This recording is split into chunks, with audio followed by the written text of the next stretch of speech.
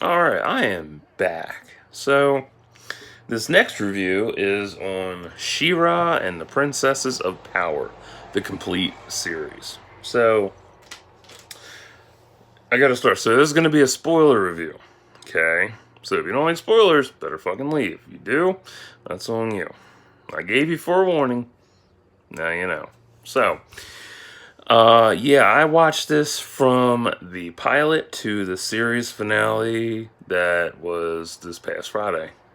Oh, last Friday, I should say. Um, yeah, that shit was, ooh, that was beautiful. It was such a beautiful series. I know a lot of people the one thing I saw people bitching about was the animation style. Can't make any motherfuckers happy, honestly, you know? It's like, whatever.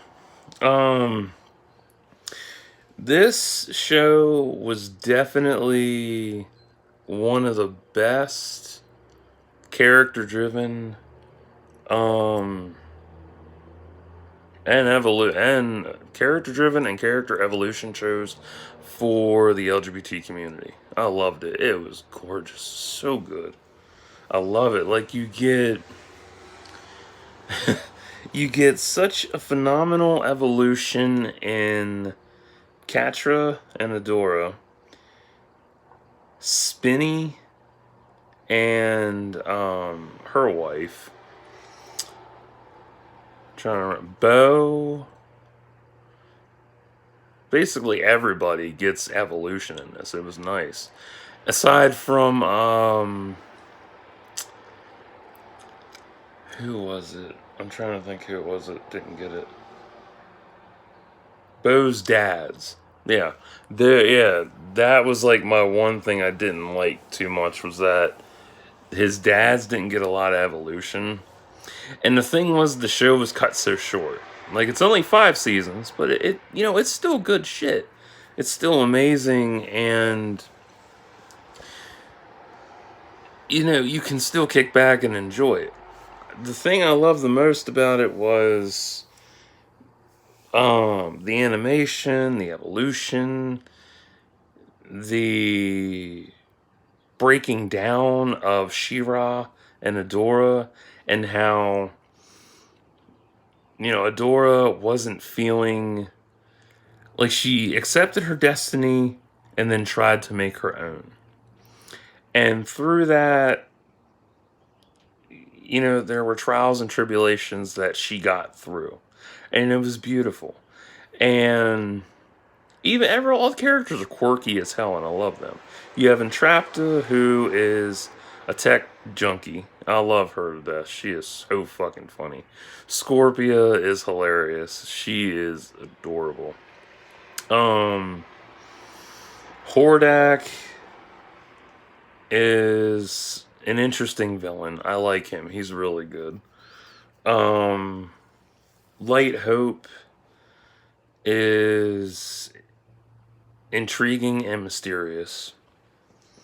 Glimmer definitely had the best evolution in the series to me. She really did. She had the best because she went from trying to stay trying to be herself to accepting her role as queen in season 4 after her mother died. Or say her mother sacrificed herself.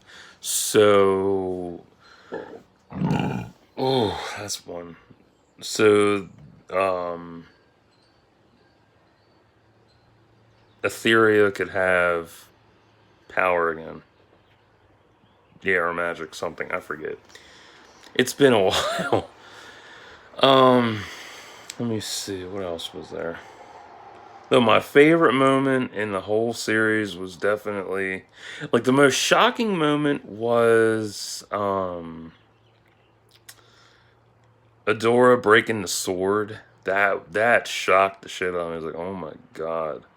It blew me away. Like it was crazy. And then that was season 4. I forget what happened in 1 and 2. Or 2 and 3, I should say. But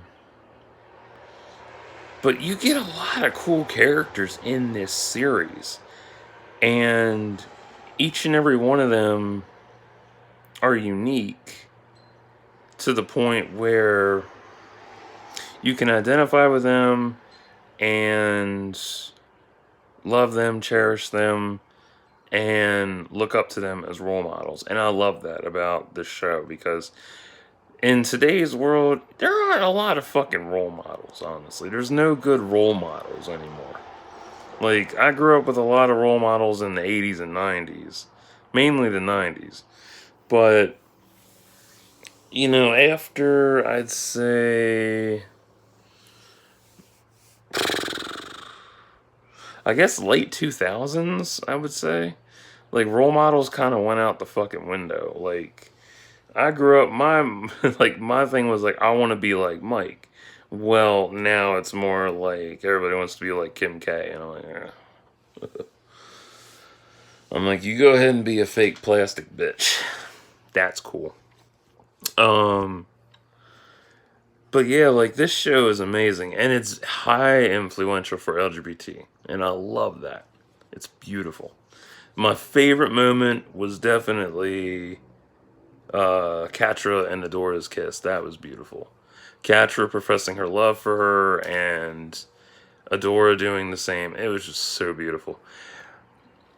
And the end of 5, where they're in the valley, that paid homage to Korra and Asami in the end of book 4 for Legend of Korra, where they went into the spirit world.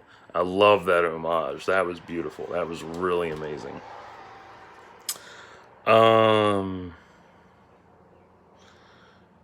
Let me see. Who else was there? There was something else that I'm trying to remember, and shit never wants to pop up like it should. I would definitely say, like, the mysteries and the mythos and the mysteries of Etheria and the first ones, definitely fun. I love the shit out of that. That was beautiful. That really, you know, it keeps you hooked because you want to know more about the show. And if you're going to sit there and cry that it's SJW, you obviously do not know what SJW is. You really fucking don't. Oh my god. I swear, like, I've seen so many people bitch about that. It's so dumb. I'll do a video on that later on. But for She-Ra, like, man, it was amazing to see everyone come full circle. That was a beautiful thing, seeing everybody come full circle. Everybody get a proper evolution, except for Bo's parents, and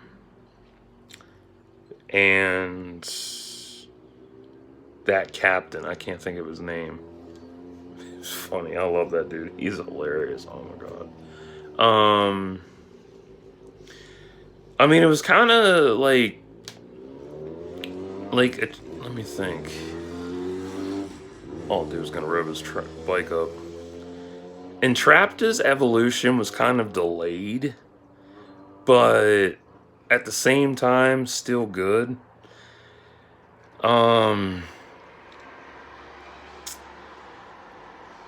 Let me see. What else was there? I'm loving the hell. I love the hell out of this series. It was so good. Hordak was good, and then finding out he was just a clone of Hordak Prime, like, that blew me the fuck away. Hordak Prime himself, the design on him, absolutely menacing and phenomenal. I love that design. It's beautiful. It's awesome.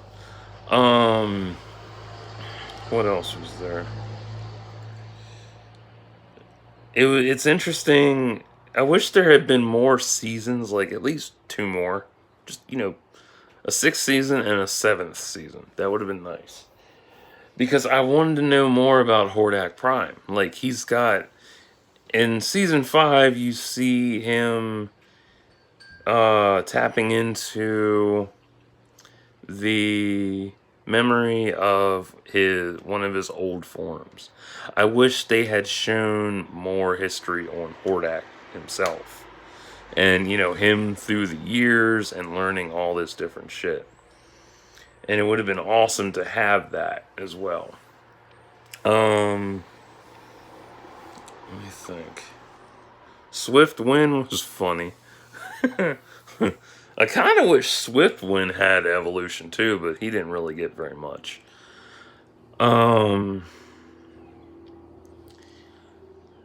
What else was there?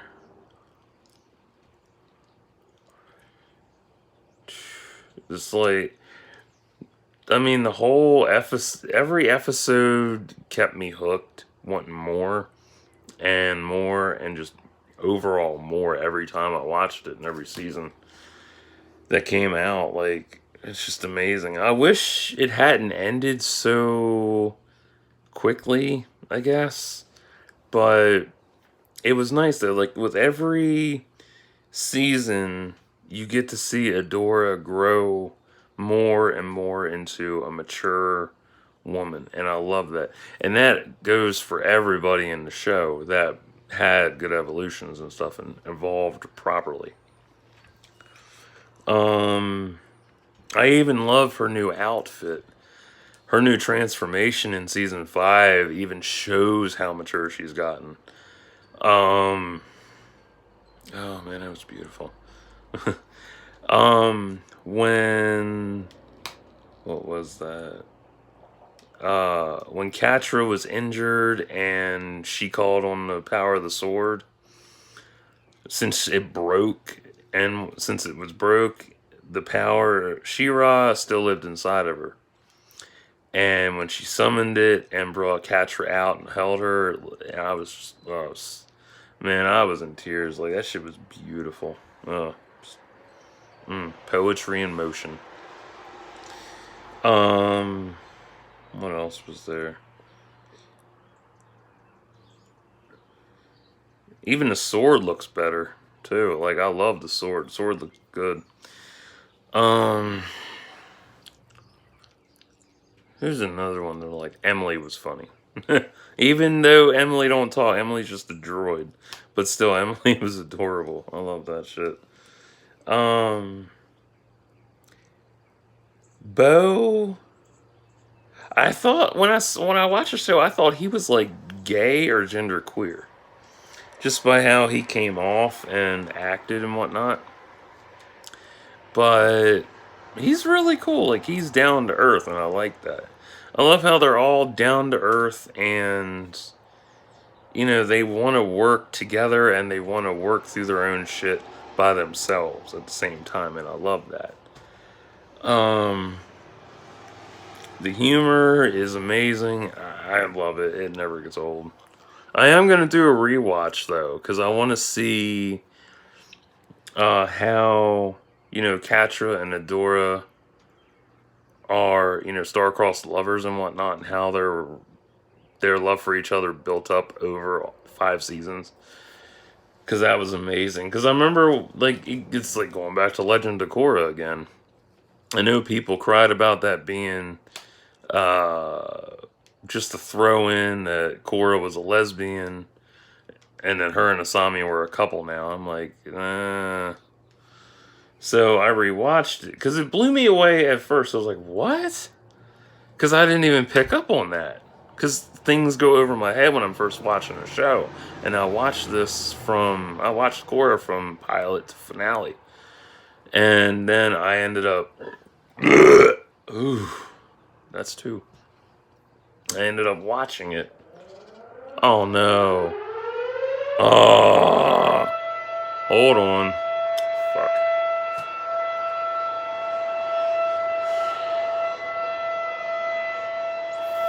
Faggot.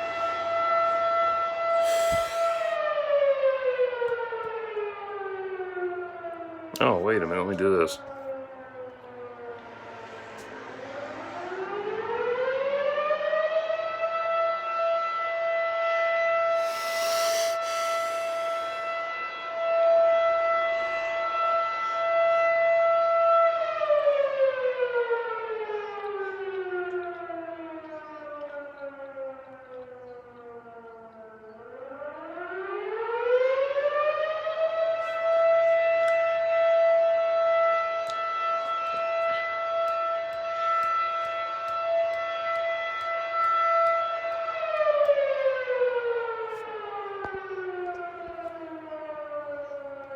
Alright.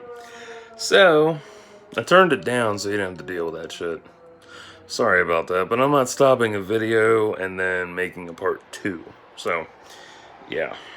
Yeah, that was my firehouse. Yeah, and yes, my firehouse is fully upgraded with walkie-talkies and all that radio shit, and yet they still run the motherfucking siren. Anyway. Back to Korra, like I was talking about. So, I did miss a lot of shit, and I did do a review on Korra that you can check out in this playlist. But yeah, Korra's romance with Asami, it's in the show. It does show. Oh my god, wow. Like, one of the big things that I noticed was they actually edited out a kiss. Yeah, there's a kiss that was edited out. Where the hell was that? I think it was book 3. Let me think. It was book 3 or book 4. The gang had reunited, and Korra went to hug all 3 of them, and just for like a split second, like 1 or 2 seconds, she's turned at Asami, and then it goes in between, her head goes in between Asami and I think Mako. But yeah, there was a kiss intended, but it was cut out. But yeah. So I'm going to rewatch She-Ra eventually and, really pay attention. Because I love when they throw in subtle hints about shit and you miss it. And then you rewatch it like, oh, okay. Yeah. Now I get it. So, who was the best out of the whole show for She-Ra and the Princesses of Power? Definitely Adora. And then definitely Catra. And then followed by Glimmer and Entrapta, for sure. I mean, it was hella good because it was a satisfying build-up and a hell of a blowout for the end. It was just so good. But it's also a bittersweet ending, too, because the show's over. And, oh well, now they won't come back. But I know they're making a He-Man series, I think with the same animation, so I'll be anxious to see how they do with He-Man as well. Now, did I watch 80s She-Ra and 80s He-Man? She-Ra? No. He-Man, a couple episodes, but it never really stuck with me. And, it's okay, but I don't really feel like watching it too much. I'd rather watch the new iteration of it, what was the newest one they did? Newest one they did was like 2002, I think. And I didn't even get to finish that one. Or I might have finished it, I don't remember. But, yeah. Like, She-Ra, definitely a high recommendation. Solid 11 out of 10. And I'll post my full review of it in the description box. Because I actually did a Facebook post on it. And, yeah, like, it's just, I love this series. It's so good. And it's a damn shame that, it's over. Like, I hate when shows end, because then there's, like, nothing left. And then you can always rewatch it, but the value to that just kind of, it dissipates, and then it comes back when you rewatch it from the start. So, yeah, the casting was great. Animation was fantastic. Music, great. The evolutions, I love evolutions. I'm an evolutions type of person. Outstanding. LGBT representation, oh my god, I love that shit. It's beautiful. Like, I grew up on LGBT. I did. There's a good couple of things that I grew up on that I enjoyed, and to see it, come back in full force, it's nice. Even though it's always been there, you just never really pay attention to it. So would I recommend it to you and friends? Yeah, definitely. I mean, shit. If you got kids, your kids will love this. If you are part of the rainbow community, you will definitely enjoy this. Unless you're nitpicky about it, totally get that. A lot of people are, even me. If you aren't into DreamWorks, you won't like this. If you are against the rainbow community, if you're homophobic, if you're transphobic, if you're any kind of phobic, you won't like this at all. If you don't like female-led shows, you will hate this. You will probably cry about it on some Twitter rant or IG post or Facebook, whatever the fuck. But if you're not like any of those assholes, this is for you. I promise. If you are into fantasy and sci-fi, definitely up your alley. If not, totally get it. Not everybody's into sci-fi and fantasy. What else? If you think it's SJW, you won't like this. If you don't think it's SJW, you will love this. Or as I like to call it, some jobless wacko. There we go. That works. Some jobless wacko yelling again. Anyway, you know, for the people involved in She-Ra, I really hope and wish them the best, and that they, you know, find work in the future. I really do. Because, you know, if you're like me and you get invested in a show and the cast, and you really hope the best for the cast, you know, and you hope they land on their own 2 feet and don't fuck up their lives, yeah, I'm like that too. Like I found, what was that? And then I'll, you know, end this video. What was it? Penny Dreadful, City of Angels. I love that show. It's so good. Dominic Sherwood's on there. You might know him as Jace from Shadowhunters, and I'm glad he's on Penny Dreadful now. I'm like, wow, this is nice. And yeah, now he's, you know, opened the door for himself to be in the rainbow community, which is really nice in his role, which I love. It's good to see him, you know, doing big things and being involved. Same goes for, what's his name that played Lincoln on the 100. He's in American Gods as well, and I love that series too. So, yeah, just some people that I, you know, hold precious to me. Yeah, so I'm gonna get off here. I'm gonna upload this shit, and I'm gonna see what else I got to do for reviews. So, stay tuned.